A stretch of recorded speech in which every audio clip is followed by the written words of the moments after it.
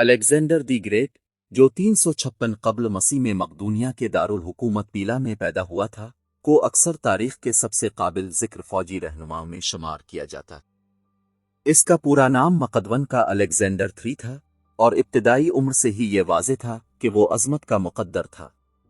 इसके वालिद मकदवन के बादशाह फिलिप दोम एक शानदार हिकमत अमली और फौजी रहनुमा थे जिन्होंने यूनानी शहर रियासतों को मुत्तहिद किया था। ताहम ये अलेक्जेंडर की अज़ाइम, करिश्मा और बेमिसाल हिकमत अमली थी जो उसे अफसानवी दर्जा तक पहुंचा देगी। सिर्फ 20 साल की उम्र में 336 कब्ल मसीह में अपने वालिद के कत्ल के बाद सिकंदर तख्त पर बैठा। अपनी जवानी के बावजूद उसने तेजी से अपनी सलाहियतों को साबित किया, बगावतों को ख़त्म किया और मकदूनिया पर अपनी हुक्मरानी कायम की। ताहम उसकी निगाहें इसकी बादशाही की सरहदों से बहुत परे थीं। अलेक्जेंडर को अपने वालिद का फारिस फतह करने का ख्वाब विरासत में मिला था, जो मशरिक की ताकतवर सल्तनत पहला बड़ा इम्तिहान 334 कब्ल मसीह में आया, जब सिकंदर ने एशिया माइनर को उबूर किया। उसने फारसी सल्तनत का सामना किया, जिसकी क़यादत बादशाह दारा सिवम ने की, जिसकी तादाद इससे बहुत ज्यादा थी। की जंग एक अहम इब्तिदाई तसादुम अददी नुकसान के बावजूद सिकंदर के लिए एक शानदार कामयाबी थी। इसके घुड़सवार और पियादा फौज की तेज रफ्तार और फैसलाकुन हरकतों से निशानजद इसकी हिकमत अमली ने इसके दुश्मनों और इत्तेहादियों पर यकसा तौर पर गहरा निशान छोड़ा।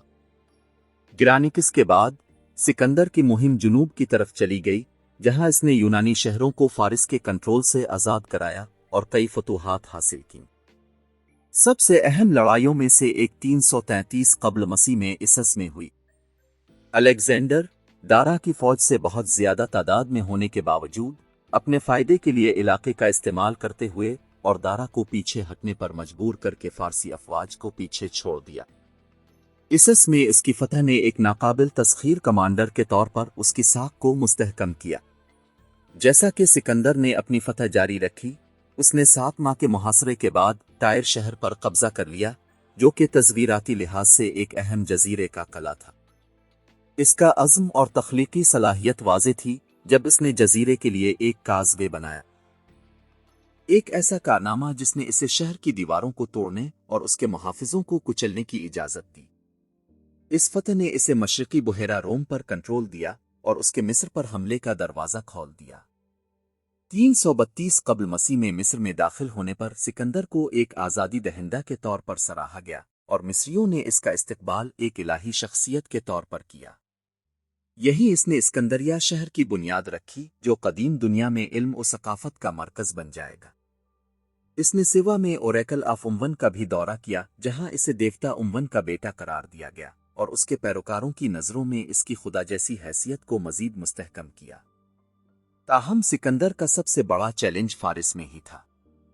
331 कब्ल मसीह में इसका मुकाबला गागामेला की लड़ाई में आखिरी मुकाबला के लिए डीरियो से हुआ। दारा की बड़ी ताकत के बावजूद अलेक्जेंडर की हिकमत अमली ने इसे एक बार फिर फतह तक पहुंचा दिया। दारा फरार हो गया, अपनी सल्तनत को सिकंदर के फारिस के मरकज की तरफ बढ़ने के खतरे से दोचार कर दिया। महीनों के अंदर फारसी सल्तनत को खत्म कर दिया गया और सिकंदर को एशिया का बादशाह बना दिया गया। तकरीबन